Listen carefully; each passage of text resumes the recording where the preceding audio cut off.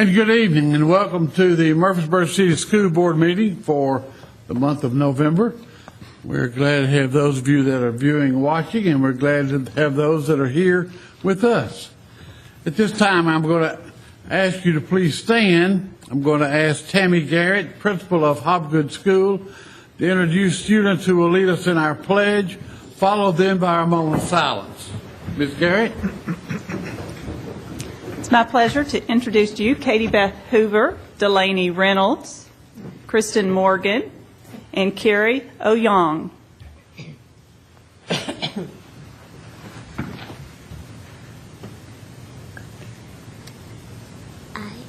I pledge allegiance to the flag of the United States of America and to the republic for which it stands, one nation, under God, indivisible, with liberty and justice for all.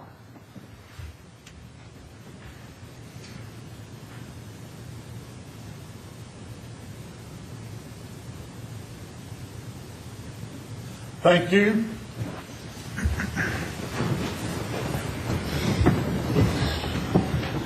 Thank you, ladies, very much for being here with us and leading us in the pledge. We appreciate it very much. Thank you, Ms. Garrett, for getting those lovely ladies to be with us. All right. A motion to approve the agenda as printed. You've all got a copy. So moved. Dr. Brown, thank you. Second. Second, Mr. King. Any discussion, any changes? Those in favor say aye. Aye. Any opposition? Thank you. Dr. Gilbert, Communications. Thank you so much. It's my pleasure to introduce the Vice President for Workforce Development for the Rutherford County Chamber of Commerce, Ms. Beth Duffield. Beth is a lady I find that gets things done. I really appreciate her spirit. I appreciate her partnership. I appreciate her understanding that workforce development has to start at a very young age, so it's a real pleasure to have her here tonight. Gilbert asked me to come and just talk briefly about a program that we've started this year in partnership with the ESP programs in the city schools and the Boys and Girls Club here in Murfreesboro. The first page of the handout that I brought tonight is an overview of our workforce development plan. And you'll notice that this third strategy really focuses on connections between business and K-12 education for more meaningful outcomes, to help children understand at a young age what opportunities exist for them, not only in Murfreesboro and Rutherford County in terms of careers, but also educational opportunities. And one of the tactics that we implemented this year as a part of that strategy is our after-school career exploration program, or ACE. And just briefly, there are several main goals. We want to introduce students to the career pathways that exist in the high schools, at least give them a concept and awareness that those pathways exist. As a student in high school, to graduate in Tennessee, you have to have at least 3 years in a career and technical education pathway, be a part of an AP pathway, fine arts, or JROTC. So the majority of our students in high schools today are in a career and technical education pathway. Unfortunately, there's not a lot of development in the middle schools or in the elementary schools of an awareness of those pathways. So this program is certainly a long-term strategy to help students at a much younger age become aware of those pathways. So for instance, we have three programs in the fall and 3 programs in the spring. It's a 6-month-long program. And we have partnered with Junior Achievement to provide the core curriculum for the program. They have a career exploration program that they offer. And so we have volunteers going into each of the after-school programs and teaching a Junior Achievement curriculum. There's 6 classes, so 1 each month. Then we pair that with an industry speaker related to a career and technical education pathway. So this month, we're focusing on hospitality and tourism.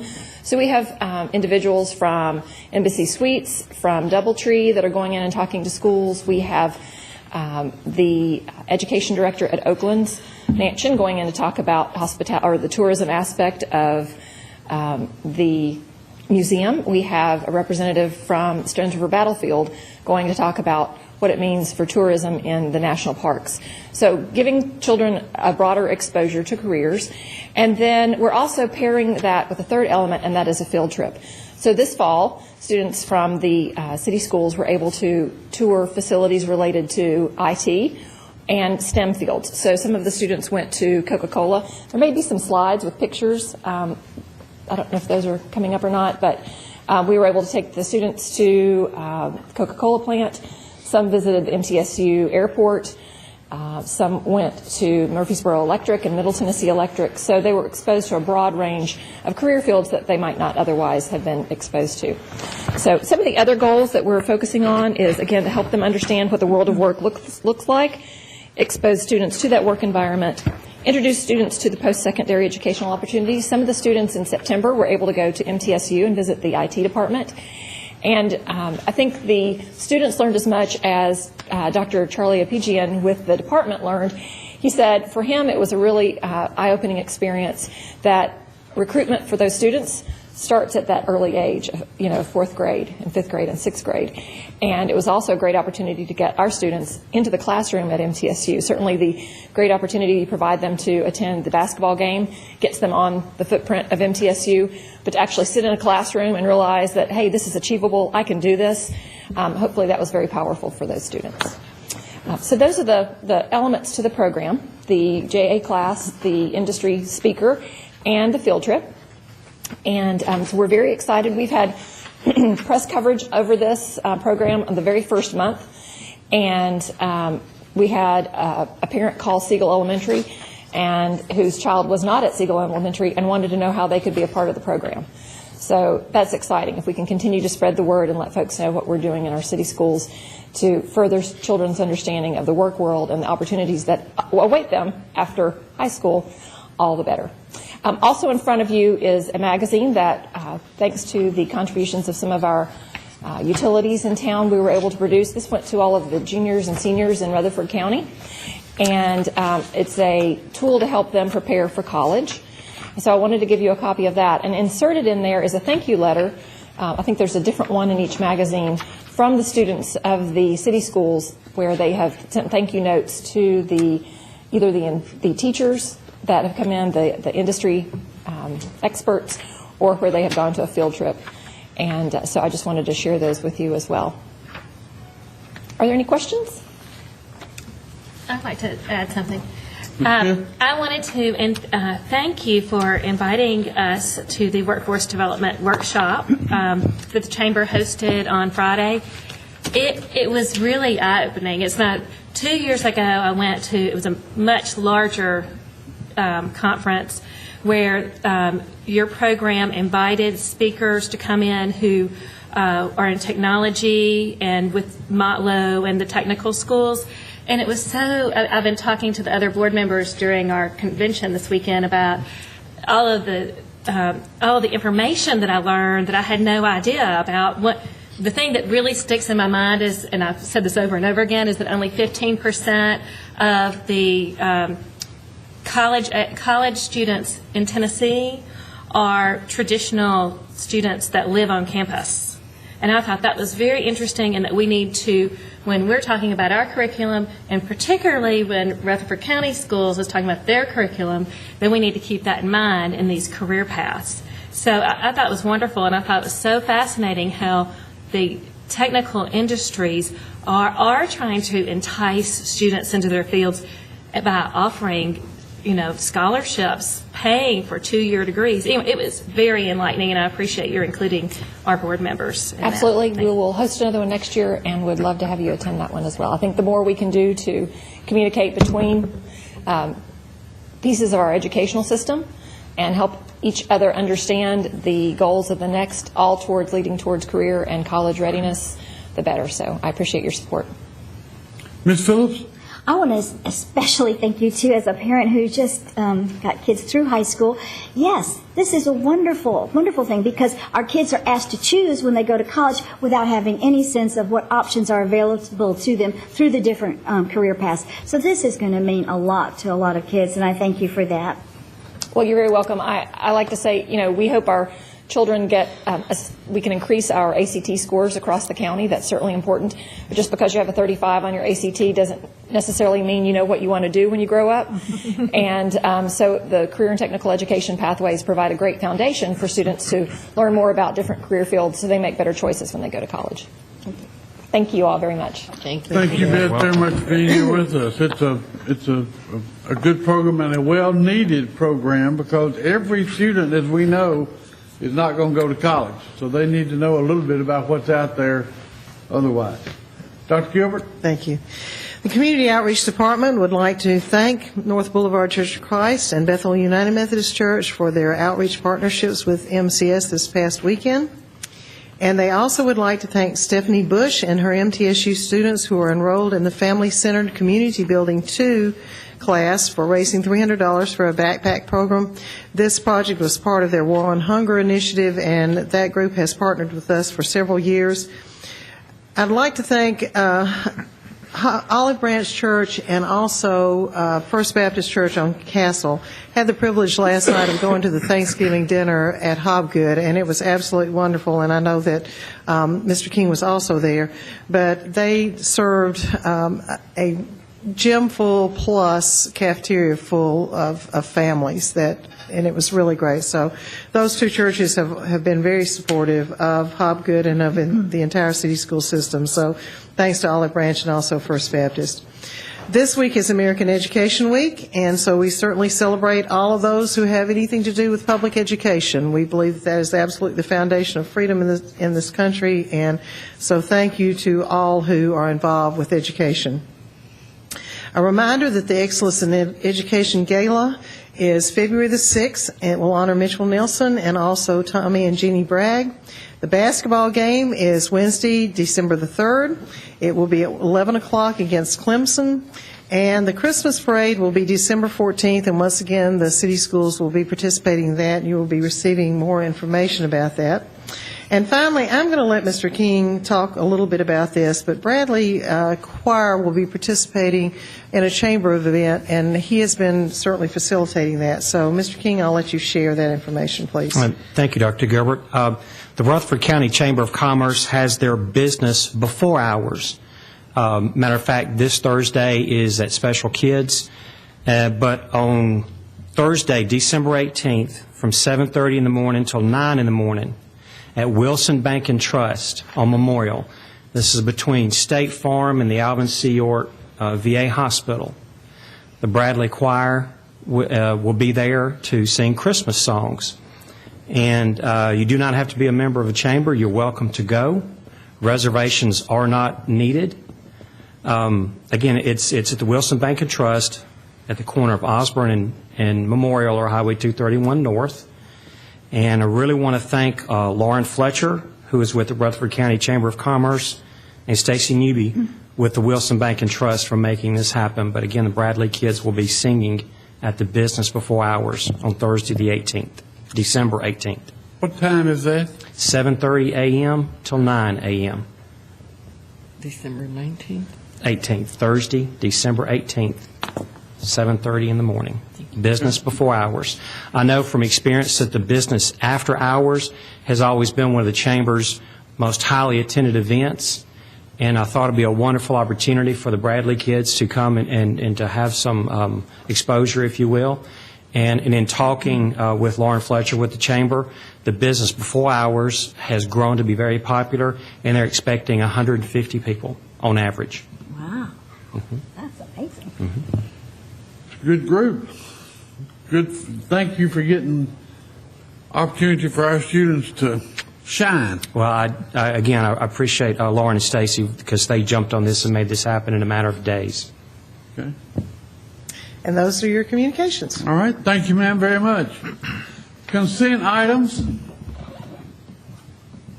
Have a motion to approve the consent items on the agenda.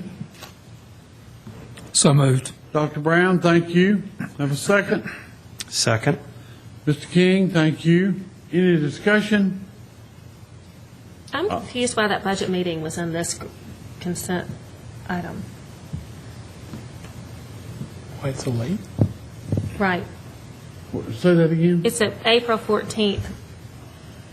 budget meeting. Those are just the minutes. But we didn't approve them a long time ago? I don't think so. That was the last one that was still out there. Okay, thank you. Any other questions, discussion? I have a motion to approve. So moved. Mr. Barrett, thank you. Second. Second. Dr. Brown, thank you. All those in favor say aye. Aye. Any opposition? And there is none. Thank you very much. Action items. I asked for us to look at our board policies, BO 43 and 44. Now, both of these deal with travel expense policies, reimbursement policies. As I went through not long ago and looked at these policies again, particularly if you look at BO 43, and the part that I have a little bit of a problem with, and I have discussed it with other systems as well, if you look at Section B, advanced approval, all travel involving overnight stay or mileage in excess of 50 miles one way must be approved in advance by the director of school. This is primarily for our school employees. But then as we look at policy BO 44, and it talks about reimbursement for us as school board members, it refers back and says that the director of schools is the one that needs to approve or disapprove of that. I just don't think that the director of schools is the one that needs to approve us as board members on our travel expenses. She is our employee, basically, and I think sometimes that could put her into not a very good situation when she has to approve her bosses, so to speak, and I don't mean, that's a term, their travel expense. Now, we have looked at, and Melanie pulled up a couple of other systems today, and I've looked at some systems, and it's done in a variety of ways. Sometimes it's by the finance person, sometimes it's by the board chair. But I do want us to look at these two policies, because I really think that we need to remove the director of schools from approving our expenses on travel for us. I also want us to look at, much before the National School Board meeting comes up in Nashville this summer, in March, we need to have some specific guidelines, I think, for our board and for their travel and for their travel expenses, whether or not we're going to say that, yes, we are going to pay for lodging, overnight lodging at Opryland Hotel.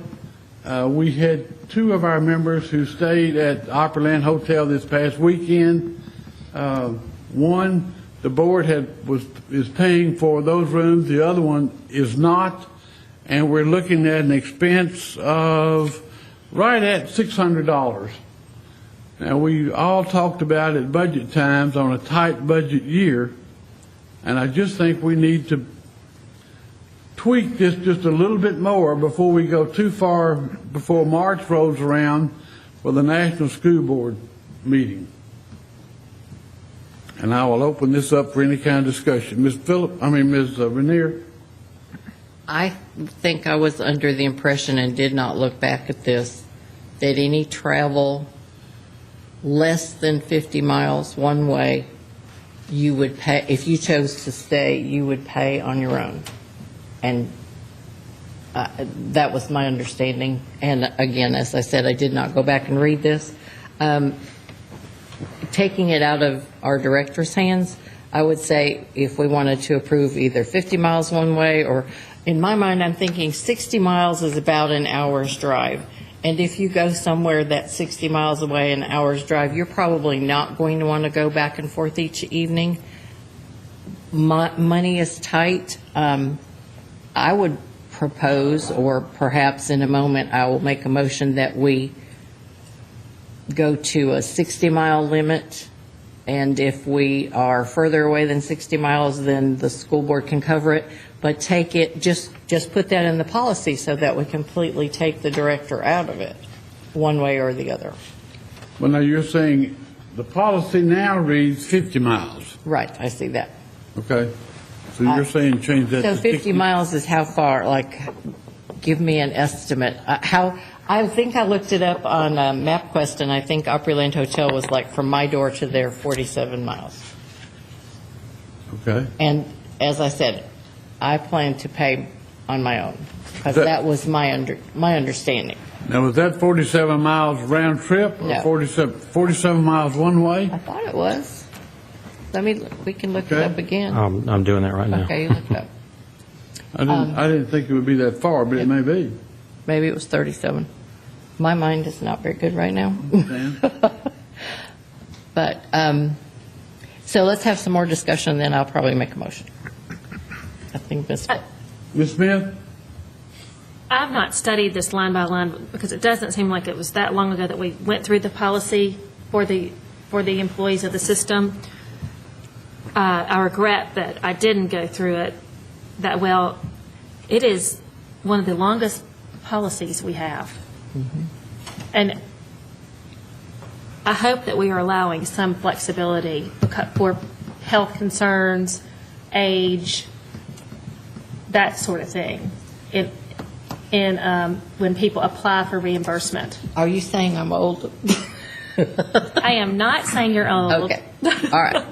I'm saying that we need to, when we're setting a policy, we don't need to be thinking about ourselves. We need to be thinking down the road and Right. not limiting who is on this board Right. and how they serve.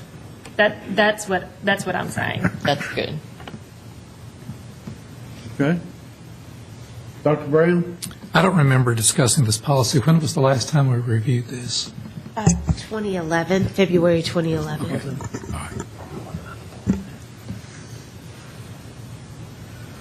Dr. Brown? What did some of the other school systems have as far as this policy? As far as distance, I'm not sure that I saw a distance. Rutherford County, I talked with them today, and they don't have a particular distance, but it is school board members' travel has got to be approved by them. Normally, it is by the finance or the board chair.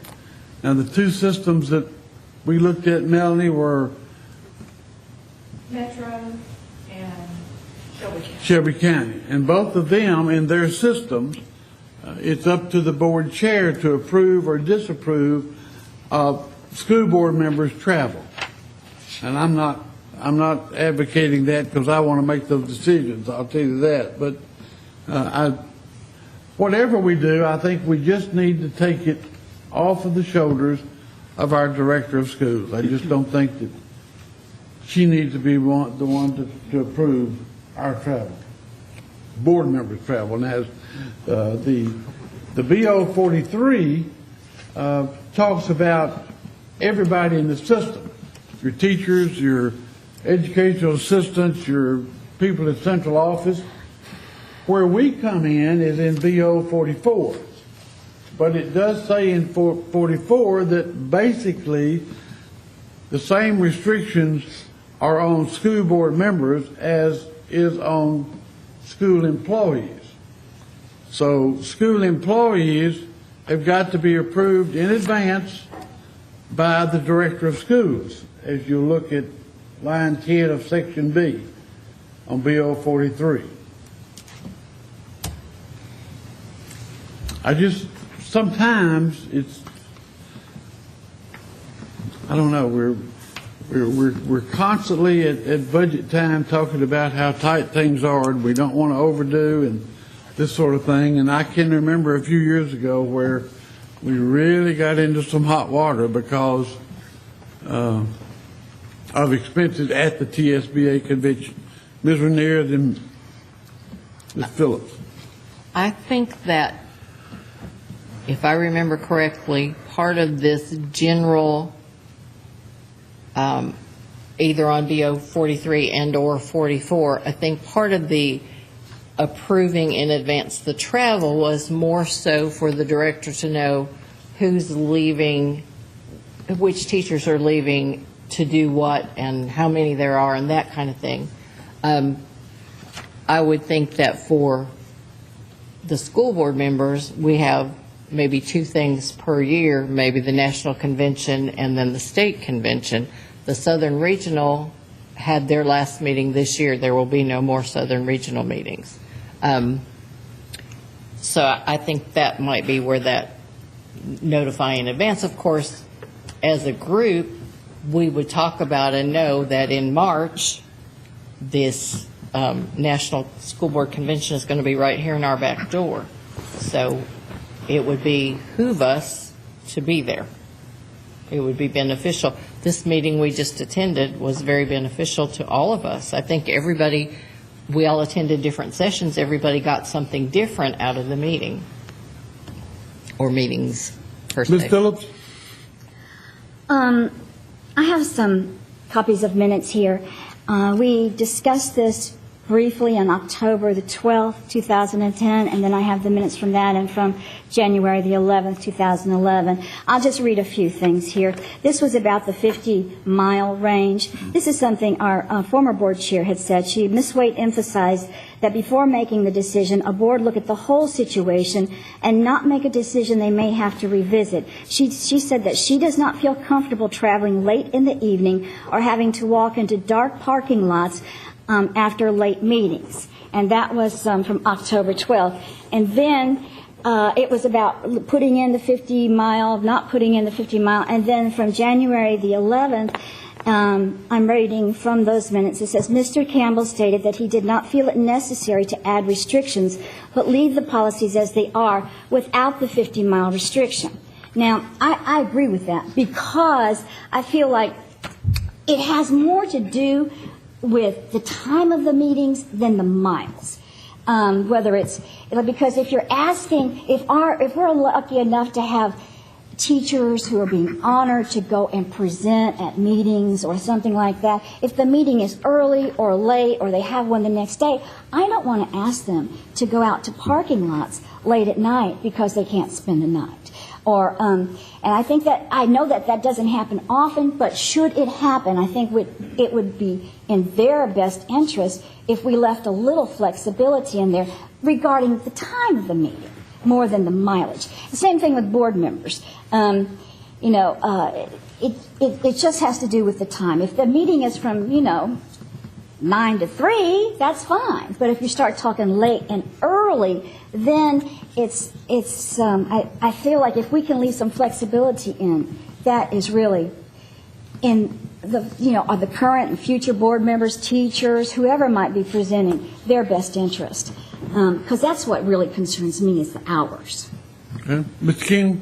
I kind of want to echo a little bit of Ms. Phillips. When I look at BO 44, there's the general that talks about we incur the expense when you're doing work on behalf of the board. And then line 15 is talking about transportation or driving. And for what it's worth, Google Maps says from Murfreesboro to the Upperland Hotel is 37.5 miles, by the way. It talks about meals on line 21. It talks about entertainment in line 33. And resource materials, line 36. But there's nothing spelled out for lodging for board members. So just like a meeting could go late and you get out of the meeting late, I look at it a little bit on the flip side. What if the meeting starts at 8 o'clock in Nashville, for example? To get to Nashville nowadays, to be there at 8, what time? I mean, I've left my house at 6:15, and I didn't get to Nashville until 8:30, and it wasn't because of a wreck. It was sheer volume. 2 hours. Who'd have thought it? This, like I say, if a meeting's at 8 o'clock in the morning, what time do you have to leave the house? So would it be okay to spend the night in Nashville the night before so you could be on time? Food for thought on that. But like I said, we don't seem to address lodging per se in BO 44. Well, BO 44, if you look at that's dealing with meals, though. Yeah. But it just says meetings held more than 50 miles from Murfreesboro covered by BO 43. Okay. and I think the lodging part would be the same thing. I'm really not, the major concern that I have is that we're putting the approval on the shoulders of the director. And I just don't think that the director is the one that needs to be the one to approve her boss's, so to speak, travel expense. I'd be more comfortable with the finance department doing it or something, but we all need to basically, I think, try to do the same thing and not have this, or at least have the knowledge. Now, you may know that, well, it was just like the parking at Opryland. Well, when I pulled up, I decided I'd do the valet parking. It was $3 more a day than what parking way out. And then when I got out of my vehicle, the man said, now let me tell you something. You take this parking ticket and have it validated in one of 6 restaurants, and you don't have to pay to park. Well, I did that 2 days, so I either saved myself $60 or I saved the school system $60. And then on Sunday, we got some others that were at lunch, and we got the same thing. I guess that worked, did it? It did. Okay, so we saved probably 100. Mr. Gilbert was very happy with that. Thank you. we probably saved several dollars in regards to that part, and I just want us. My main concern is getting it out of the hands where Dr. Gilbert or the director of schools does not have to approve travel for school board members.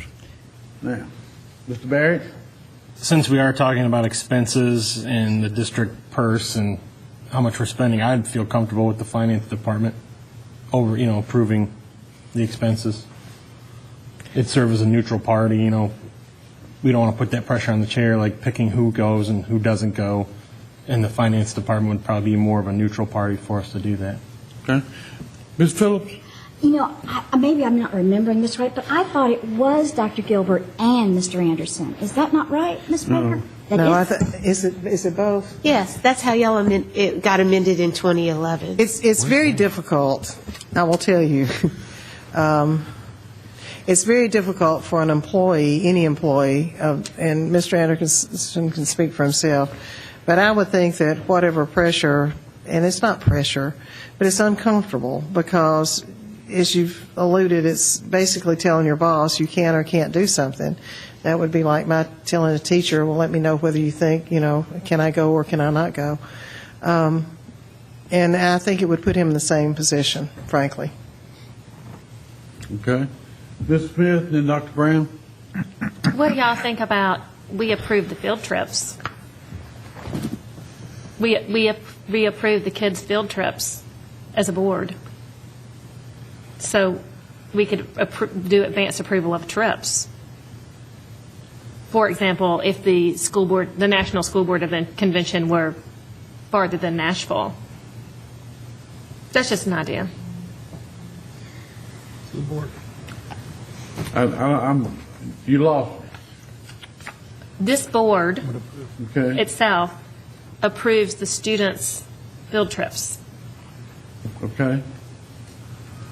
We could approve the school board's trips. Oh, I see. You're saying let the board decide whether or not what board members get to go where, or if they do or if they Correct. don't. Yes. Okay. Dr. Brown? Well, I was going to suggest the same idea. I think as board members, we're responsible for our own actions. And I feel that as an elected official who's a custodian of the dollars that are generated in this county for education, that we should be good custodians of that. I also think that those dollars should be a matter of public record. So I think it would be a good idea for this board to approve travel of board members ahead of time. And just like we list the cost, and I brought the sheet from tonight where we approve the local field trips, where we're going, how much we're going to spend, who's going to be there, and the purpose of going to that meeting. So, Okay. now, understanding that there may be situations during a month and that's where we're going to have to work on this policy, and I'm not sure we can finish this tonight. There may be circumstances where a board member needs to go for school duties where there has not been time to approve that at a meeting. Some situation might arise. For that, I think either approval by the chair or the vice chair would be necessary, and then we discuss that at the next meeting. So, What would be what is the difference in us attending the TSBA convention in Nashville or the NSBA convention in Nashville as going to TSBA for the trainings that we do? The only reimbursement that you get there is the one time, once a year from TSBA. But some of you, we all have probably gone more than one time in a calendar year or a school year. But we get no reimbursements at all for that. Is there a difference? It's both training for us as board members. Ms. Veneer? I'm not sure I'm following you there.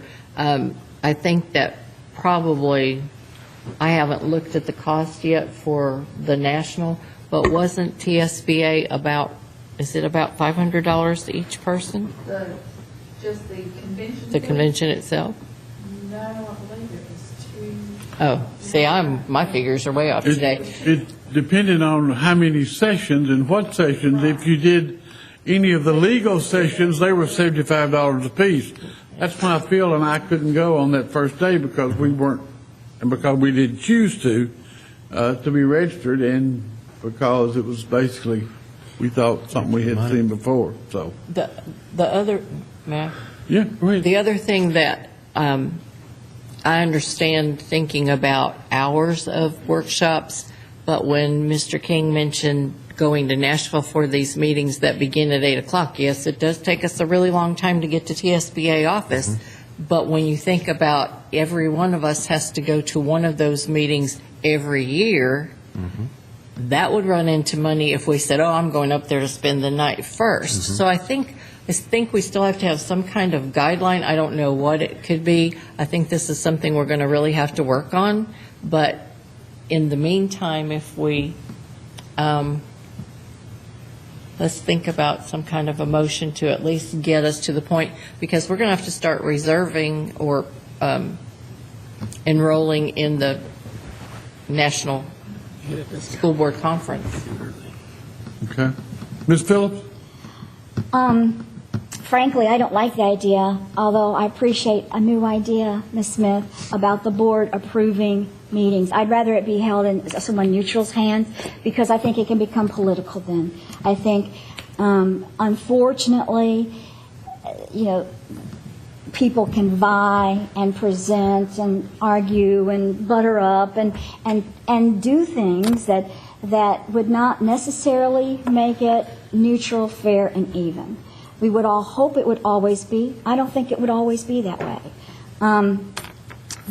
I would much rather see it like in Williamson County, their finance delegate handles it. In Rutherford County, their finance delegate handles it, I understand. I know that Mr. Anderson would be fair and equitable to all of us, because, that he's not going to be trying to, curry favor one way or the other. And I just think it would be more fair, more equitable, and more neutral to have it that way. Although I would add, I'm sorry to think that, but to ask that, but I really do believe it would be because that way it's not at all political. Well, I would hope that this, as congenial as this board is, I would hope that it would never get to a situation to where it had anything to do at all with any kind of political, any kind of feelings one way or the other. I think we're looking at what is better for the board in general, and not necessarily what is better for one individual or not good for one individual. That's why I would think it would be better to have it in a completely neutral person's hands. Ms. Veneer? I'm going to go ahead and make a motion, but it's going to be quite long, to make some amendments to this policy, BO, whichever one it is, 44. Is that correct? That's the board members. Oh, well, 43 then? 44, yes, board members. I don't know how to phrase it, but my motion would be that all of us go to the NSBA conference in March because it's in our back door. After that, rotate 2 board members every year because it will be in other places. And I guess, I don't know how we do that alphabetically, draw a name out of a hat, I don't know. But we rotate that around, and that we have a 50-mile limit as far as housing, lodging, and that all of this would be approved in advance by Gary. So is that more than one motion? Do we have a second to Ms. Renier's motion? Then we'll have any discussion.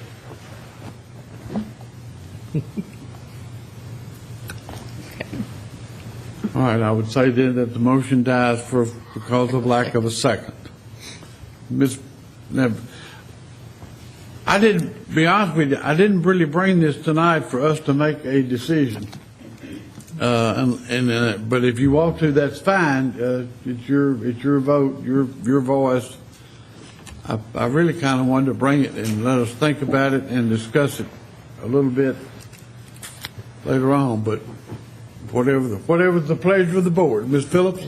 I was going to say, I liked so much of what you said. I just was going to ask that it be broken down into separate motions. That's the only thing, all right? And I would have, that's the only thing. So shall I revamp that? If you would Okay. like to revamp it. Then I make a motion that all the members, all 7 and/or 8, if Mr. Washington were to attend, go to the NSBA conference being held in Nashville in March of this year. I second that if you change it to try to attend. Well, absolutely. Try You to what? attend. Change it to try to attend. What is the date for that? I think March 21st to the 24th. I think Tammy said that there was a reception, Tennessee reception, the evening before it actually began. Let's see what goes. You get an early bird if you register early, too. So. Right. Better rate. Just one moment. Okay, so read the motion, please, ma'am. That all 7 members go to the, attempt to go to the NSBA conference held in March of 2015. Okay. Now, was there, did you, okay. She You didn't have mentioned anything in there 8 about for 50 miles. Mr. Washington. You'd said. Right, I said, and the 8th person if Mr. Washington chooses to attend, because he's allowed to do that, correct? Okay, we have a motion. Do we have a second? I think I seconded. Mr. Smith seconded? Yes. Okay. Now, discussion. Mr. King? I found the dates are March 21, 22, 23.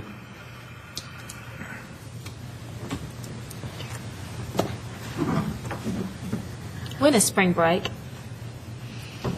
Just out of interest. April, isn't it? For you. Don't we have the calendar in front of us? No, that's next year. Oh. March 30th through April 3rd. Oh, there you go. Thank you. March what? 30th through April 3rd. Okay, so March 21st is a Saturday, so it's a Saturday, Sunday, and Monday. Correct. Okay, all right.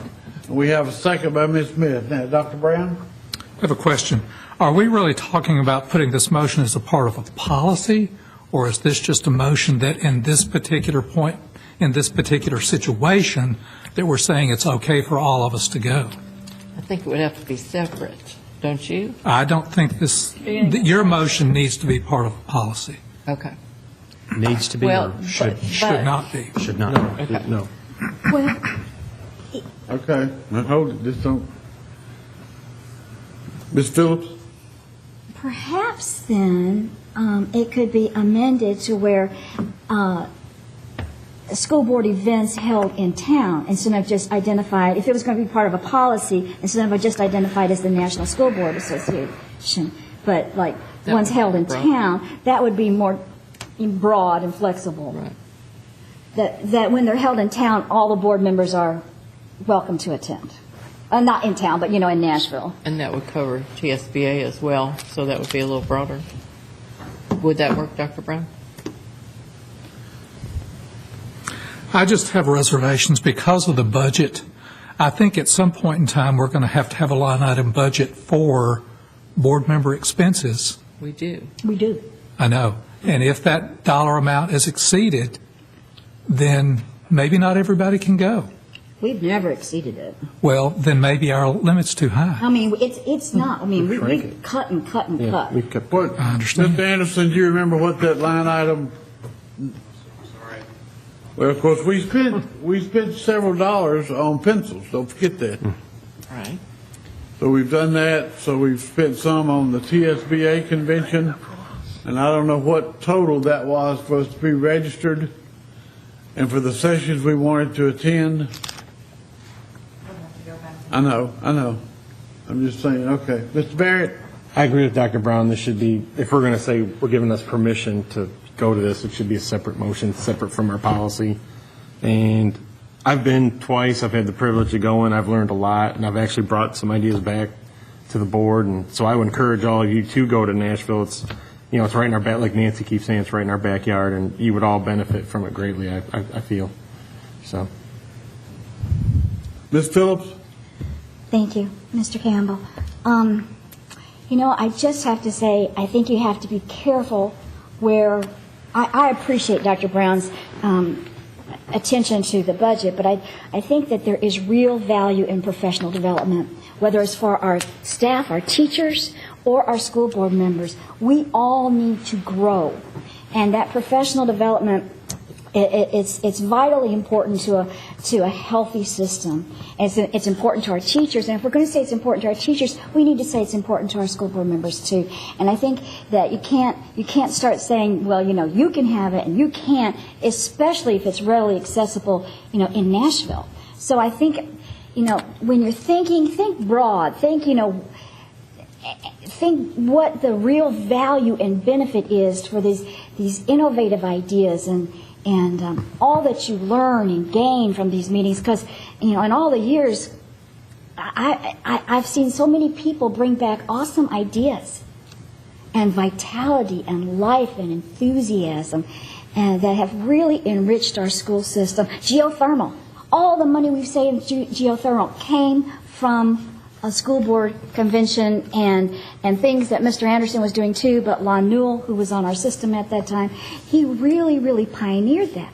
And that these came from these conventions, as well as so many other awesome ideas. So I think you have to be very careful not to limit the learning. Thank you. And in accordance with what you're saying, I agree with you. We just need to make sure that when we attend these meetings, we need to attend the sessions. We don't need to miss them unless we're really, really sick or something happens. All right, we have a motion on the floor, and we have a second. Ms. Renier?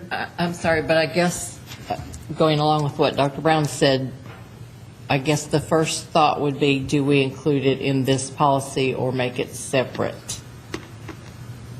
I think that if we did it broadly enough, let's go back and just kind of look at the headings. Which policy? I've got to look and see. I'm sorry. I guess it's 43 is the regular, right? 44 would be us. Correct. Let me get there. All right. It's Transportation. the policy's meant to be more general and cover the types of reimbursements. It's So not we're so not- much for specific events. Just specific things. So Okay. Would you have a recommendation for us? I would keep it separate from the actual policy. Okay. So may I amend my motion to say Sure. that this would be a separate motion other than BO 43 or 44? And the motion is to encourage all board members to attend the NSBA conference in March in Nashville. Basically, that's what you're saying, right? If at all possible, so they can. Okay. So that would just be a motion within the meeting. That would not be any kind of policy at all. And that's the way you understand your second? Yes, sir. Okay. All right. Is there any other discussion on this motion? I just don't see why we have to vote on that, so.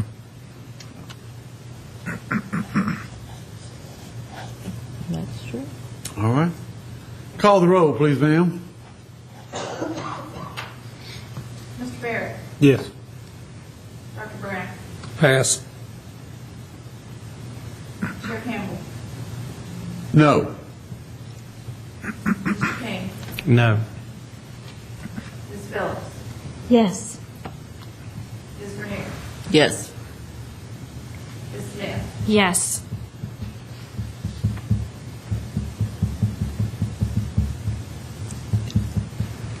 two noes, and one pass, 4 yeses. Okay. So then the motion passed. Dr. Brown? Now, having said what I said earlier, I think we should all go to the convention if we can. Right. So, Yeah, I'm going. Doesn't need to be in form of a motion. Well, it passed. Yeah, I'm going. Okay. Anyway, whether y'all go or not, I'm going. All right. I'm sorry to bring it up again. So can we, perhaps, we should probably be coming up with a retreat before so long. Can we hold off and discuss this and maybe work on these two policies at that point in time? Because I think we're going to have to kind of take them apart and put them back together again. Or are you more comfortable deleting that part where the director makes the approval? I just think we need to delete that part, and that was the whole reason that I brought it up to start with. I really wasn't looking for a motion. I really was just looking maybe for some discussion and maybe the thought of that, and then give yourself some time to think about it before we put something in stone. Dr. Brown? well, it's been 2011 since this policy was revised. Both policies need to be revised anyway, so I think we need to be looking at the entire policy. I have some questions about the fact that it says an employee shall purchase and be reimbursed for the cost of additional collision or liability insurance available from the rental agency at additional cost. My car insurance covers any car that I drive. So why should we have to purchase additional insurance at additional expense to the city when I don't need it? So I think there are other things in this policy that need to be looked at in addition to just the director approving expenses. So I agree that needs to be addressed. I would prefer that we defer and discuss it some more. Any other thoughts?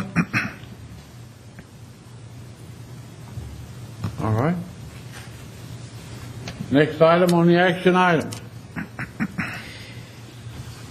You have approval of textbook adoption committee members, and you have a list of those in your packet. If you have any question about those, I'm going to defer to Karen Hawkins, but you do have that listing, and we do need your approval for this, please.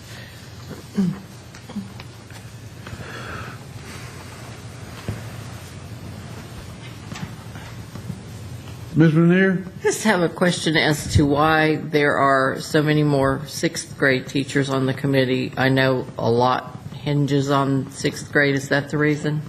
I think that, and I'll certainly defer to Karen, if you want to answer that. I think I know the answer, but I'd rather you discuss. In fact, if you'd like to share with them how you came up with the names, that would be great. For sixth grade, they pick their own book. So because we're a K-6, typically you have a 6 through 8 committee. So I wanted to make sure that I had good representation so that when they took a vote, we'd actually have more than one or two teachers voting on that. So that's the reason we ended up with more. That's what I assumed, but I'm glad you clarified it. Thank you. Mr. Barrett? How was the one parent on here selected? I contacted John Pittard Elementary, which is our largest school in the district, and I asked for a recommendation of that parent from the principal. Okay. I think she's had 3 children in the district. 2 of them have left the district, but one's coming in, but she's been a parent in the district for a while.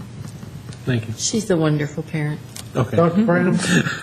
She is a wonderful parent. I guess my suggestion would be, do we need more parental involvement, more than just one parent on the Well, I committee? mean, if that's your pleasure, we could reach out to other schools. I think the board policy said that we would have one parent participating, and I think that's from state law that was passed, is that we had one parent. But we could include more if that's your pleasure. I would like to see that. Okay. As a voting member When do we of the have to have committee. this to the state, Karen? Well, the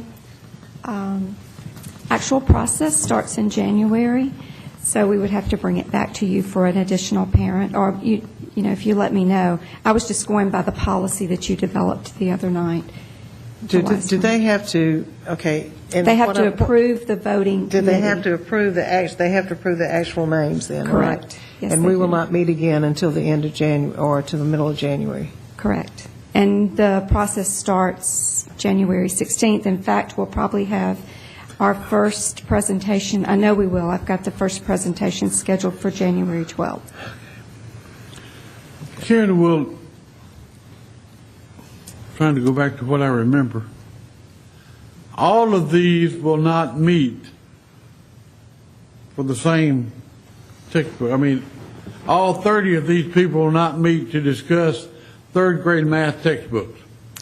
Well, we typically, we will be able to adopt a K-5 textbook. When we get to a grade 6, they'll stand alone and adopt a separate textbook for grade 6 because it's a middle school textbook. So the K-5, traditionally, we've adopted the same book so we can have some continuity across the grades.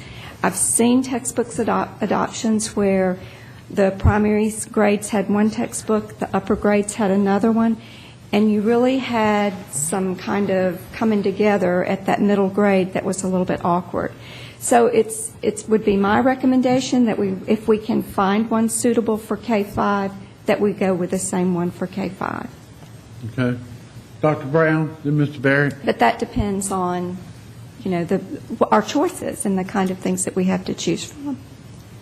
Understanding the time constraints to have this done, I would like to make a motion that we approve the names that have been submitted tonight, with the understanding that we will have on our website prominently, easily, where parents can have access to the books that are being reviewed, and then make arrangements to review those if they want to. In fact, from the information from the State Department, they're going to have, instead of having the typical caravans where we would take our teachers to hear all the vendors on one day, they're going to have all of the presentations online, and they're going to be streaming. So we can link to those on our website, and anyone could look at those textbook presentations.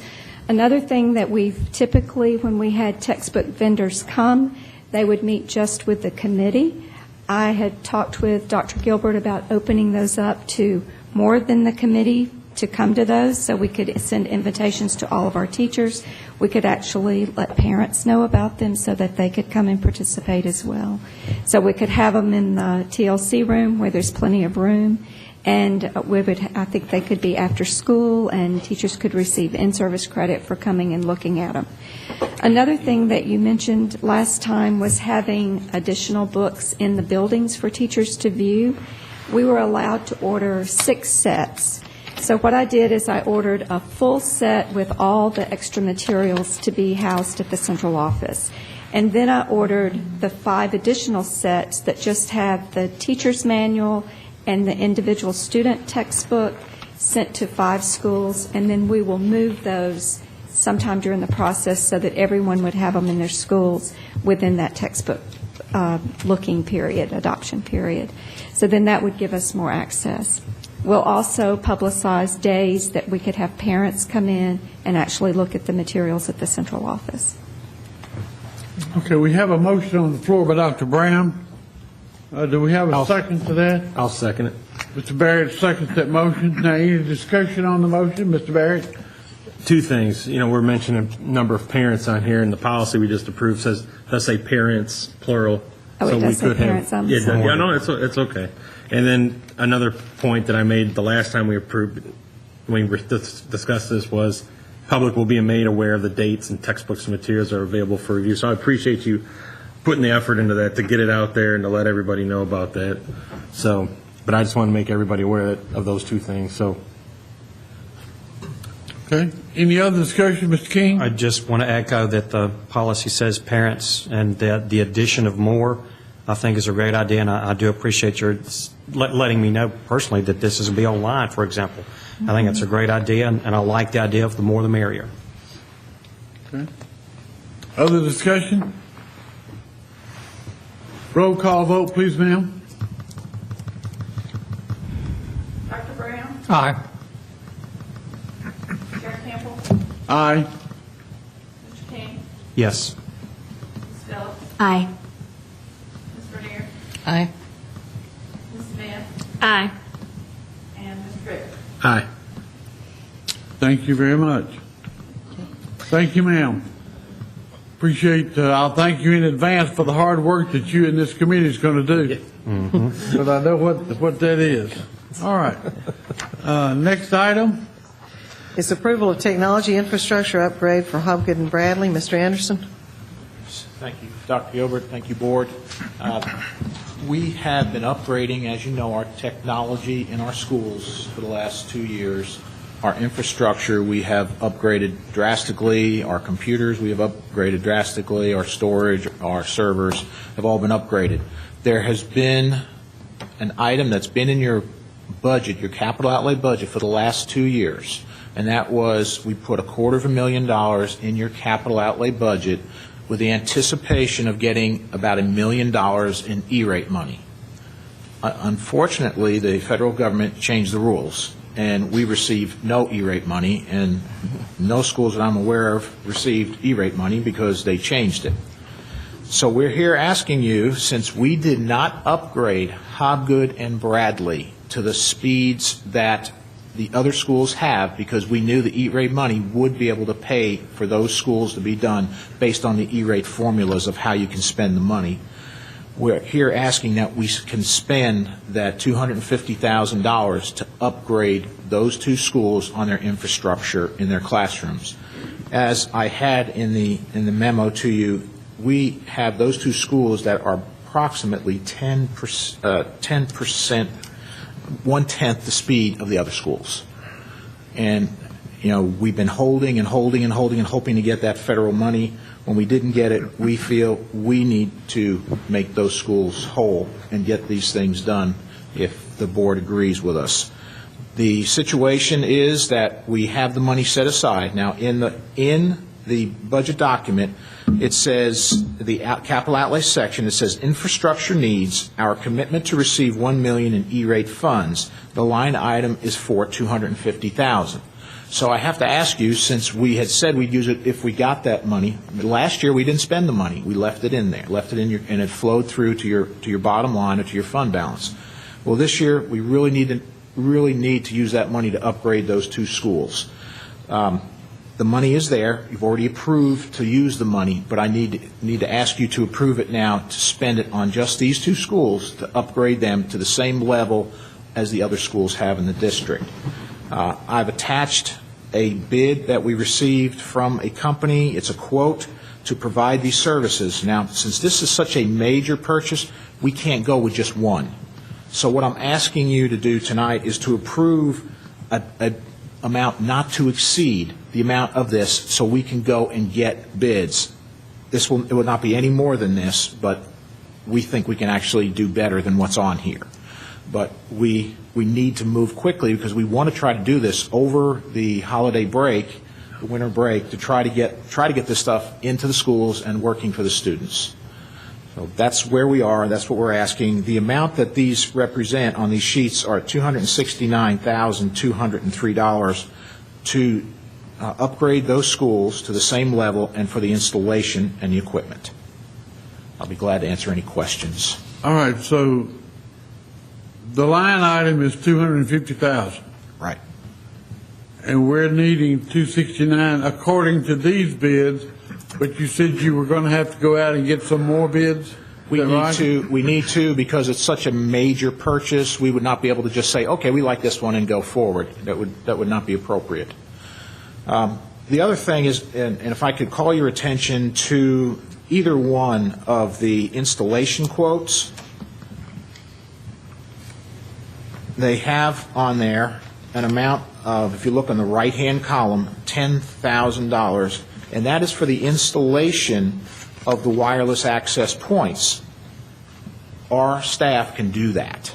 We feel we will not have to spend $10,000 at each school, which kind of brings it to the magic number of $249,000 under the amount that you have in your budget. So I wanted to let you see that the maximum we could spend is $269,203, but we really feel we will do better than that.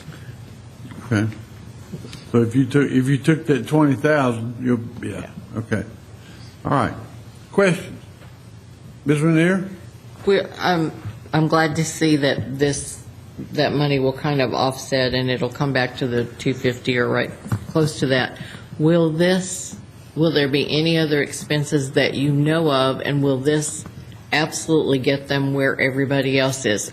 Will we have enough server storage capacity, because we went through this a few years ago? According to our tech people, they say this makes it a first-class operation just like the others. The problem has been in the wiring and networking at the school because it wasn't upgraded when the others were. The reason is we were holding back to get that money. So we think that this will bring them online with everybody else? Yes, that's what I'm told by our tech staff. Okay, great. Thank you. Mr. Barrett? You said over holiday break, so this winter break coming up, and it wouldn't happen, any of this installation wouldn't happen during school, when kids are in school, or? We have them do the work in the evenings on installation, or if the day work is where they're not in the classrooms. Okay. That's why we want to get it so we have a window to be able to do it over that time. That's why I'm asking to approve, not to exceed bid now, so we can move quickly. If not, we'd have to wait till January when we could get the bids, and then we're going to be pushing it back to spring break. Which is not satisfactory, by the way, Mr. Anderson, because we have writing tests in February. I thought you would believe that. Thank you. So did they say like a month, 2 weeks? I'm just trying to get a sense of like how long this is. As far as, it's going to take us longer to get the bids in and to get the equipment in than it will take us to install it. Typically, they do it in 1 to 2 weeks. Okay. They get it done. Thank So you. that's why I'm comfortable with that time over the break. Ms. Phillips? When did we find out we wouldn't get the E-rate money? Last month. Last month. So we've been holding out to then. Now, explain to me one more time, just because I'm not sure I quite caught it. Where did that $250,000, I know we had already set it aside, but what did we set it aside for originally? How did we designate that? It was designated, it was in or on your capital outlay budget in the technology section, and it was titled Infrastructure Needs, Our Commitment to Receive $1 million in E-rate funds.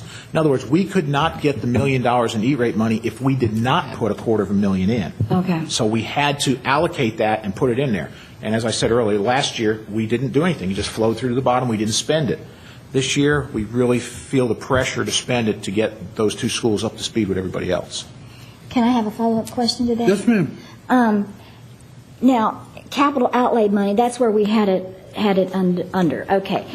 If we chose to take that money out of capital outlay money, could we use it on teachers or other things, or can we move that easily or not? It would be up to the board's discretion as to what to do with those funds, and it would be a motion to move it, and then you would have to approve it, and then we would have to adjust the books. Okay. I was just curious. That was not that I'm suggesting that. I'm just curious. Ms. Renier? I move that we accept Mr. Anderson's suggestion as to, what did you call it, not to exceed $250,000 and go forward with this plan. Seconded. Thank you, Ms. Smith. Second. Any other discussion? Those in favor say aye. Aye. Any opposition? Thank you. Thank you, Mr. Anderson, for working on this. I know and it could be that we'll come in even further under the 250 if the bids are better. We would love to have that happen. I understand. Okay. All right. Thank you. Yes, sir. Next item. Yes, you have your 2015-2016 academic calendar in front of you. As you know, we try to follow Rutherford County pretty closely because we do have families in both. And so when you look at this, that's exactly what we have done. The exception is that we would begin 2 days early because we do want to keep the 2 days for the parent-teacher conference in there. The calendar is a good calendar. It ends before Memorial Day, which in my opinion is important. If you look at it and compare it to this year's calendar, we started on the 29th of July. This year, we would be starting on the 30th of July next year. And I would ask to reserve, as I usually do, the first few days. If you'll notice, school-based work day and system-wide in-service, those days, if we need to flex those and instead of school-based work day have in-service one day, I do always reserve that. But you do have the calendar before you. The half-days are matching the county. Typically, the county has waited about their half-days until later. They did not this year, so this they have already voted on. I would like to get with the county next year and discuss with them the possibility of a late start day. But for this next school year, you have the calendar before you. Okay. Ms. Smith? Several questions and comments. Okay. One Dr. Gilbert knows about. I really would like to have some of these PLC days on Fridays. Right. And I that's agree. parents across the board are saying that would be so much easier. So if the county's listening, if we could go ahead and get, like you said, let it be known that that would work out for everyone probably a little better. Now, tell me how do you, I mean, I know we follow the Rutherford County calendar. What are the number of days that we have to have? You have to have 180 days of instruction. Now, we build into that, you have your snow days that are built in, and so that's because we actually go 30 minutes longer a day. Typically, most school districts in the state are doing that so that we don't have to make up. Teachers are on a 200-day contract. Principals come in a week, 2 weeks before that. Assistant principals a week before. And so that's basically the way it's built. But you count out so that you have the students going at least 180 days and teachers working 200 days. And in this particular calendar, we basically look at Rutherford County to see. This year was a little different because they're actually ending after Memorial Day. We chose not to. Next year they'll be ending before, and that's satisfactory with us. Well, I think that we made a mistake last year when we ended school earlier than it was supposed to be. So I hope that we will adhere to our calendar that is set, because it kind of messed up some programming that the teachers had. So anyway. Okay. I know what you're talking about. When we were able to have the two days of professional development and didn't find out about it until later. Right. Thank you. Question and a concern, and I think, and we have talked about this a lot, pertaining to elections. Right. I don't know, but I would say, is there anything that we can do, because we have a presidential primary election March the 1st? Well, and that was brought to my attention today. We could, and I think there are mixed feelings about that.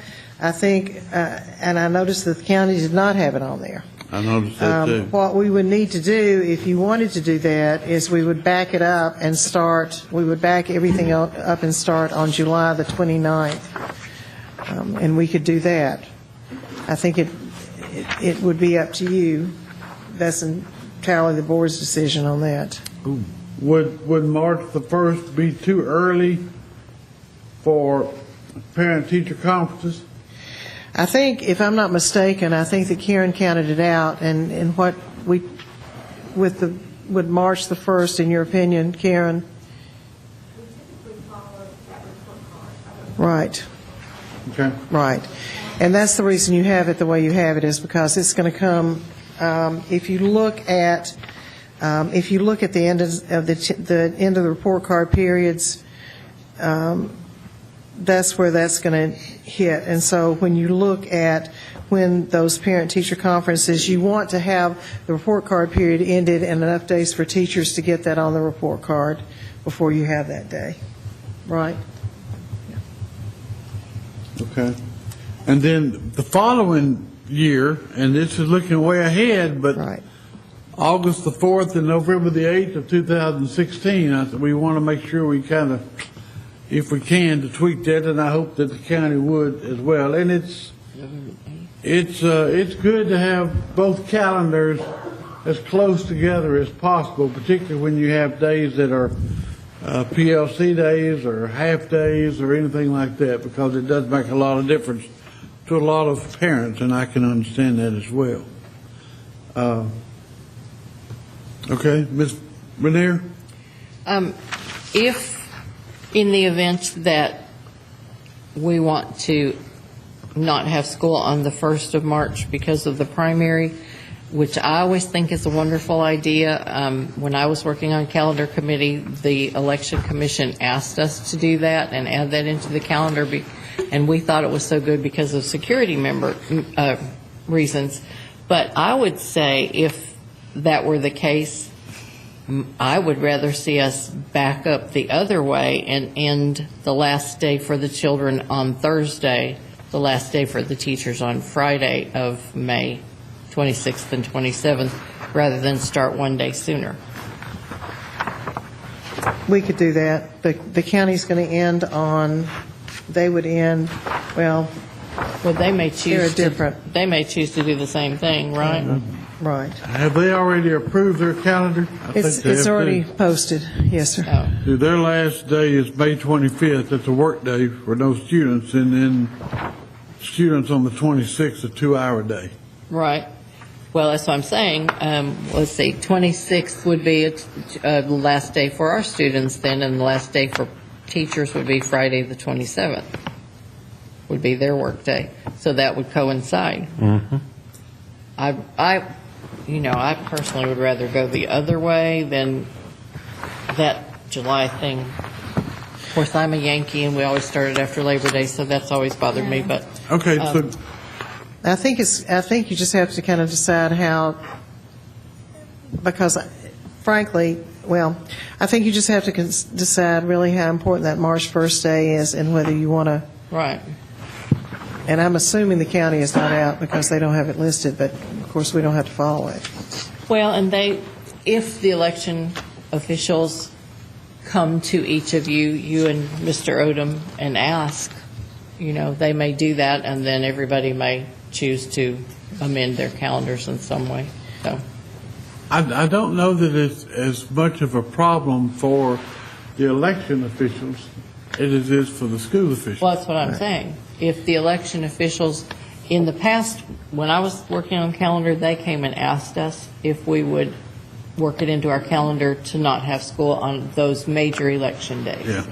Now, whether they would do that or not, I don't know, but that's what I'm saying. If they did, I would assume if they asked you, they would ask Mr. Odom as well. Right. The difficulty in what happened last year with coming to us when they did, which was in June, I believe, is that what that meant you would have to re-vote on it. We would have to resend to the state. We would have to get reapproved by the state. When does and we this just have didn't to have be time into the to state? do that. See, we used to not even do this until February. Right. So I think as much as anything, it's the parents and trying to get it to Right. the parents. They're already calling. Right. Well, and it wouldn't affect spring break or anything, fall break or spring break. Do we have to have as many snow days could we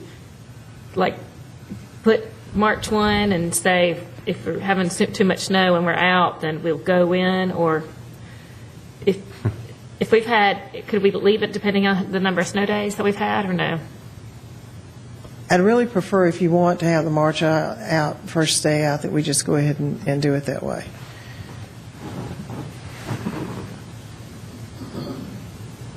I think you would, if that's possible. But I think at the same time, we certainly do need to talk with Ann McGraw and the county people to see whether or not they are willing to do so, because it does make a big difference. If you're a parent, if you've got children in both systems, it's difficult to take care of part of them one day and not take care of the other part of them. And I understand that. Let me ask, Karen, do you know if there's a date when we have to have this to the state? Do you know what the date is? I didn't check on it. Okay. Mr. King? Yeah, I'm kind of interested that the county doesn't have it off in March because, I mean, I know they were closed 2 weeks ago or whenever Election Day was this month. So I mean, I've seen them, I know they've got a history of being closed, or at least this election cycle. I'm just surprised it's not on here, so I would assume they would be because they have a habit, it seems.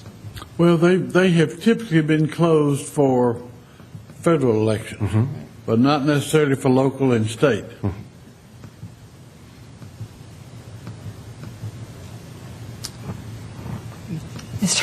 So if we Ms. do go Grant. back to the county and talk to them, will you talk to them about the PLCs too, please? Well, Because they have to revamp. I then- discussed that with them last year, as a matter of fact. I can discuss it again. Thank But you. they are concerned about the attendance on those days, if they're on Fridays. With their own teachers, you mean? With their, I would assume with their students, with ADM. No, I thought these were oh, you're talking about half days. You're afraid that they're afraid the students won't show up for the first half. Oh, I get it, okay. All right, so what's your pleasure on the calendar? Could we vote on the calendar, that first meeting in January? I think the only thing would be parents and trying to make their arrangements for, but the main concern for parents are the spring break days and the fall break days. I think if we didn't shift those days and we're just shifting the other days, it probably would not have as much ramification, and I could go back and talk with the county and ask them about why they did not do that, because, and see what they're, so we could, if you all would like, we could hold to vote on this, assume that the spring break and the fall breaks would not move, but it would just be a matter of either the first day or the ending day, depending on what we decided about that March 1st date. And that way, that would give us some time to talk to Alan, too, about what he would expect to be the turnout on those days and what we could view Well, on that. he called me this afternoon because he Okay. knew we were going to talk about calendar. Okay. And he was concerned about the March 1st date Okay. because that is a presidential primary. Okay. And he said that the voting probably would be heavy. And then also with August 4th and November 8th of 2016. Right. That one I was They will aware be of. as well. So Right. I think that Alan is very conscientious about working with us and trying to help us in any way we can. But of course, he has some directives from the state and the federal that he can't change on some of these election dates. So, and I think that may be what these dates are that we're talking about right now. Could I make the suggestion then that I go back and I talk with Mr. Odom about that March 1st date and see their reasoning and see what they're thinking, and that I assume that we would leave the fall break and the spring break days, so if parents call us, we can say, this is what we are proposing, and then you all could decide in that first meeting in January the exact dates after we get some more information. I think that's great. Yeah. It looks like it would only affect either the beginning or the ending of school. So with that moved. March 1st date. Dr. Brown, do you need a motion for that, or we just need to? I think if you all, well, I'm fine with the motion if you want to make a motion. That would at least lock in if we could lock in the spring and fall break days. Dr. Brown made the motion. Mr. Barrett, second. All in favor? Aye. Any opposed? No.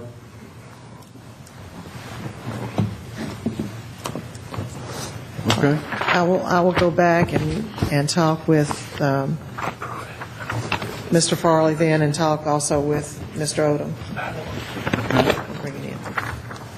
Mr. Barrett, did you not second the motion? I did. Okay, all right. He went for the vote. Okay, I'm not that's going to fine. get into discussion about it, but Okay. You know, honest to goodness, by that point, I had lost Dr. Brown's motion. I'm not sure what it was we just voted on exactly after all the discussion, to be quite frank.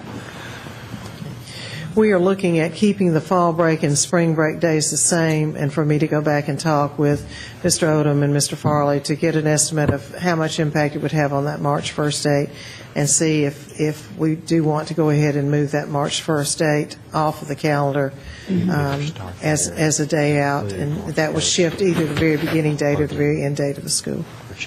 Tweet that. So Dr. Brown's motion was that we go ahead and approve it with those contingencies. Is that it? Yes. Okay, okay. Yes. All right, next item.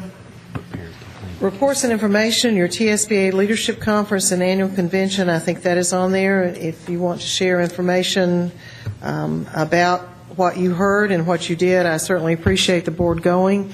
I appreciated especially the comments that were made by the chair of the Rutherford County Board, where he felt that there was unity between the two boards and that we were approaching education and also decisions in the same manner. But that is on there if you have reports or information that you wish to share from the convention that you just attended.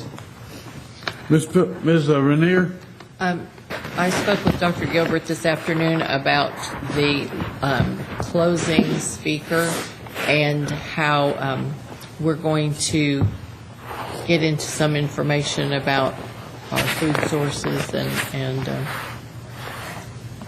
Ms. Smith and I had talked about that earlier today, and he has a wonderful program where they are not recycling, but extra food is being given to those who are hungry, and we need to do that in our community. So that'll come up at if we can add that into our next agenda, please.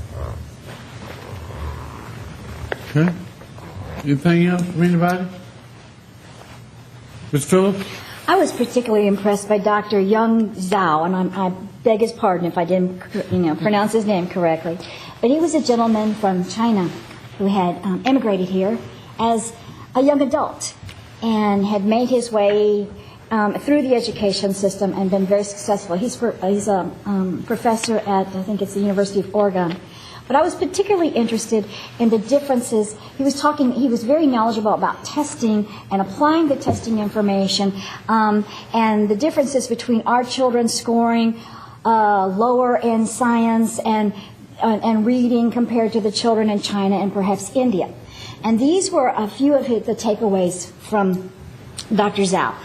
And he says that, yes, it's absolutely true that American children score lower in science and reading in fact, significantly lower than their students do. Their students score very, very high. However, their students are not going on to become scientists, and their students are not going on to become readers, and their students are not in creating things. They're not, and what's that word? Somebody help me with that word. I always stumble on it. Improvise. Improvise? Oh, well, they start businesses. Entrepreneur. Yes, thank you all. Thank you. One day I'm going to sit there and say it 10 times over and over so I don't stumble. But he was saying that the difference is that they learn by rote. And it's very effective for learning, but it's not very effective as far as creating. And so it's our students who have the confidence to create. Also, of course, their students are cherry-picked. Not all their students get to be educated. Not all their students are going through those testing, while we give all of our children in America the opportunity for success. And so these differences I found significant, especially in the area of confidence to go out and try, to go out and create, to go out and dream. And so we are creating the best scientists and the best writers and the best STEM leaders in the world. And even though, so he said, don't let these test scores intimidate you. Be careful what systems you think you need to follow, because the systems that it seems like you might need to follow the more you follow them, the more your creativity drops. And I was really interested by that. So anyway, that's what I wanted to share. Very good, thank you. I've often wondered why we compare so much with the China educational system when after 6th grade, everybody doesn't move forward. That's exactly. Where we're educating the masses, after 6th grade, they're educating the elite, so to speak. That's And correct. that's exactly what you said, okay. All right, anybody else? Well, I enjoyed the legislative session. I thought it was very interesting, the one at the TSBA, but I also, we didn't talk about this in our meeting, but I also enjoyed the session that you organized last Thursday night with the Rutherford County Schools and our legislators, and it was great to hear from some different legislators at the conference, but thank you for organizing that event with the Rutherford County Schools. Anybody else? One small thing. King? One of the things we went to, and Ms. Smith, Ms. Vernier were in there, and one of the board members mentioned that when his father died when he was 6, so it was his mother raising the kids by herself, and people told him that you'll never amount to anything. Turned out he got elected to a school board and he's the board chair, but my point is, who in the world goes around telling a 6-year-old kid that you never amount to anything? That's pitiful. On the other hand, here we are tonight, and you know, I look back at Beth coming from the chamber, and we're trying to arrange something where we can tell kids, single-family homes or not, you know, 2-parent homes, it doesn't matter. Here's some things you can grow up to be. What a world of difference. What a world of difference. Next item? The next item is just information about the inclement weather, and we sort of practiced this the other day. We just didn't have to put it into action. But typically what happens is we do investigate the roads, and I am in touch with Larry Williford also, because he does measure not only the air temperature but the road temperature. But we do try to make decisions by 5 o'clock in the morning. It seems the last couple of years those decisions have come as close to 5 o'clock as they could come. But we do have to make those decisions by 5:30, the latest possible. And I have people with hair standing up on the back of their necks if I don't make it by 5:45. But I will contact our communications person who, and Lisa will make the call then, not only send it out on Twitter and also post it on the website, but as fast as we can, but certainly to the Nashville-based TV stations, to the cable station, to newspapers and local radio stations. As I said, the first thing she does is she tweets it out. But we also contact, of course, the transportation director. We contact the ESP director. If we do have to close, so that ESP is having to close, then or open late, then we will open at 7 o'clock and we will dismiss by 5 o'clock on those days when the weather really, really gets bad, particularly during the day.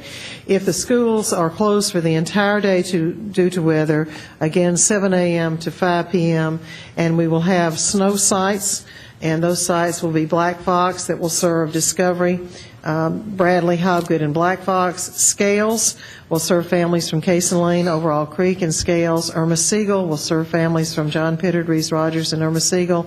And Northfield will serve families from Mitchell Nelson and Northfield. And that is communicated to ESP parents, but did want to remind the public that we do try to make decisions as soon as we can. Our primary concern is the safety of children, though. And so we are going to look at the roads. We are going to talk with dispatch at the police department and find out whether they have had accidents, if it's an early morning call, and for them to please be patient with us, because sometimes when the snow comes, it doesn't come till 3 or 4 o'clock in the morning, so we can't make those decisions the night before. Any questions from the board about that? Bless you, my child. I'm sorry, Ms. Trail. They all have their phones on by 4 o'clock in the morning if we're going to have snow. So I appreciate that very much. The other information you have, personnel update, your revenue and attendance report, I'm going to turn those over to Mr. Anderson, and if you have questions about those, he will field those. Gary? Thank you. I have for you the budget information through October 31st. On the first page is your overall summary. Net income is negative $3,036,715. Now, before you get scared about that, last year at this time we were negative $3,343,951. So this is the normal trend, and when you get to this revenue side, you'll see why. This is the normal trend that we go through until sales taxes from the holidays and property taxes start coming in. So that's where we are right now, and again, we're at 33% of the year that we've gone through. We have numbered the lines. I was just so excited. I asked to get Mr. Campbell's attention so I could thank you and congratulate you. It's easy to follow now. Thank you. When you reference something. I'm glad you made Ms. Phillips happy tonight. Line number 2, local option sales tax. For year to date, we're up $159,000 over last year at this time. We only budgeted to be up $85,000 for the year, so we're ahead of that projection, which is great news. So everybody, please do your holiday shopping in Murfreesboro so we can continue the sales tax trends upward. That's a big help to us. The line number 1, as you can see, we have received 0 property tax at this point, and as you can tell, it's a $10 million plus line item. So that's part of the reason that you're always in the negative at this point. Other than that, we're on target. We're at 24.3%, which is the very bottom right-hand corner of revenues collected. Last year at this time, we were at 23.6%. So we're right on target there. On the expenditure side of this, again, we're looking at the 33% number.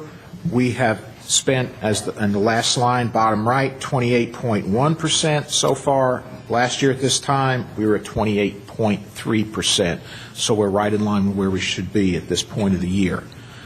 As you know, these things fluctuate. Some are front-end loaded, meaning the expenses hit us at the beginning of the school year. Some hit us at the end of the school year. One that, since you were talking about it, is the Board of Education expense is extremely low at 7.5%. And the reason for that is we get hit hard with the insurance bills. We get hit with the money that we have to pay over to the trustee's office, and that comes up later. So that gets hit then. But that's one reason that number is so low. Anyone have any questions on where we are on our budget year to date? I get surprised, maybe it shouldn't have been, but it's so close this year compared to last year, both in revenue and expenditures as well. Not much difference. Not much difference, which is great news for us that it's coming in that way. The expenditures will increase as we pay the teachers deeper into the year because of the extra teachers. We fully expect to hear about growth money in January to see if we get any of that pool. I am very much hopeful that we will, to help us with all the extra teachers we had to hire for the additional students. Yes, sir. Line 16, using Ms. Phillips' new number there. You know, I see your footnote at the bottom about the $87,700. And I see that in 2013 and 14, it's 112.4%. So that 112.4 is an anomaly.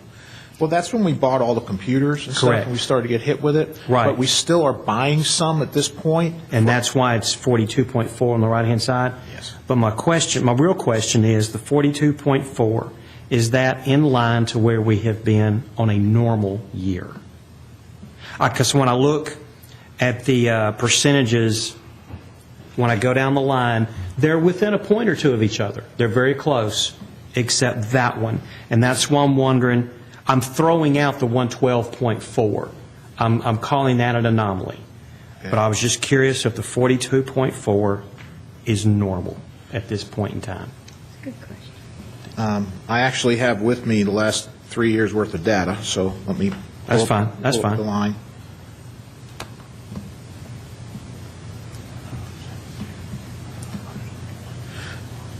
We were at 36.4 in 12-13, and in 11-12, we were at 68%. Okay. So it goes up and down. It depends on how much computers we're going to be buying at a given time. The other numbers seem to be very close, and I just wondered what's normal. Okay. Any other questions on the finance? Ms. Phillip, Ms. Renier? The other one is the early childhood line. Mm-hmm. There's a great discrepancy. Line 18. Line 18. And that's a great question. If you remember last year, we had the pre-K program established at Bellwood, so we had all the expenditures running through there. moving When we them. took the school and spread them out to the other schools, all we have in there is the fee for the consultant to get us through. So that budget code dropped drastically as we spread the cost out to the other schools. Okay, We don't have administration at that school now. right, okay. So this expenditure is for the consultant? Yes, the only budget amount we have in there is for the consultant. Okay, gotcha. Okay, thank you. Any other questions? Okay, the next one is your enrollment sheet.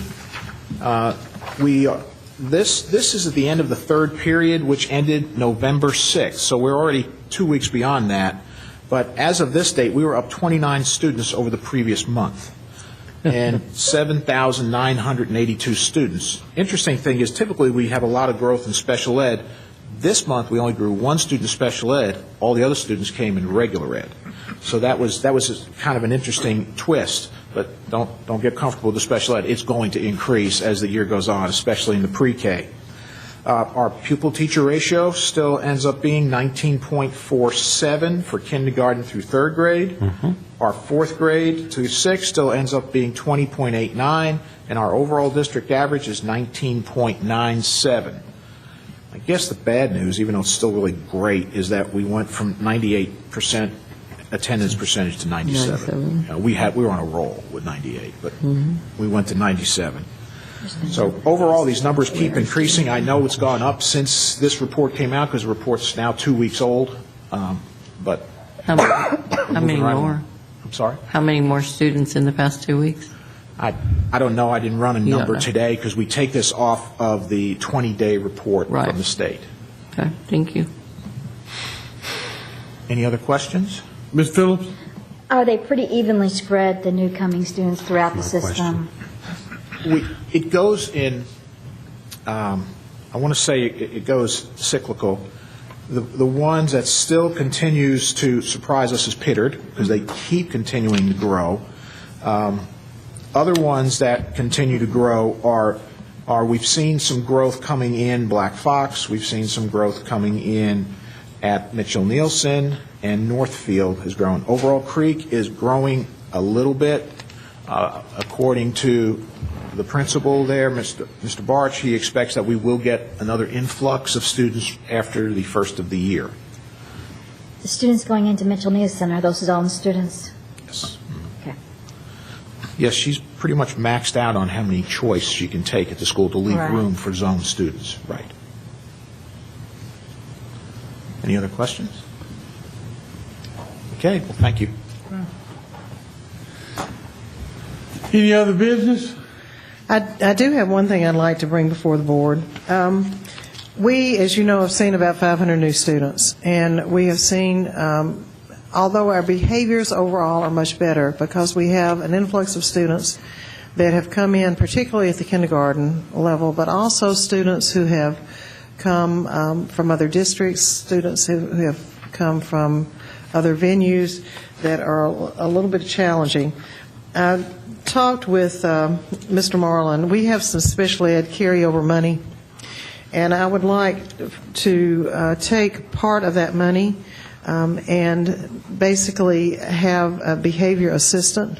This person would be responsible for working with Kim Frank, and also with Stephanie Stavanoga, would be responsible for doing student observations, consulting with them, and helping them. I would like for that not to exceed $30,000 annually, and what I would like to do is to try that beginning in January and running it through May and seeing how that's going. But I think that would give them another set of hands, another set of eyes, and so I would ask for board approval for that tonight. Okay. Ms. Smith? So this person will get some training in Yes. working with behavioral Yes. problems? And ideally, the person would already have some experience with that, and that's what I'll be looking for. And if I can't find a person that's like that, then I won't hire it. Okay. Ms. Phillips? If you should hire someone from in-house, someone already with our system, and they already have a salary, how would that be affected with the the $30,000? I would look at, what I would look at is, the idea would be to keep the same salary, at least for now, The salary that they're currently that receiving? they're currently receiving. And Okay. we would replace that person then, so that there would not be any addition. I'm not looking for any additional impact on GP budget. Okay. I'm looking at strictly using what we would have with carryover for special ed. Okay. Any other questions? We have a motion. So moved. Dr. Brown, thank you. We have a second. Second. Mr. King, thank you. Any other discussion? All in favor say aye. Aye. Any opposed? Okay. Thank you very much. Nothing else, so we will not meet in December. Therefore, I will say to you, I hope you have a very Merry Christmas. Your New Year is great, and if you travel, please be careful, so you'll be back with us in January. Okay? Anything else coming before this board? Do we need to set a date for a retreat? Are we leaning toward that yet, or no? We are going to lean toward that direction sometime maybe in the First of the year? first part of January, but we will get back and I'll get with those that we need to get with and see where we are and what the availabilities are. Okay? Anything else? Have a motion to adjourn? So moved. Mr. King, thank you. Second by Ms. Smith. All in favor say aye. Aye. All opposed? We are adjourned. Thank you.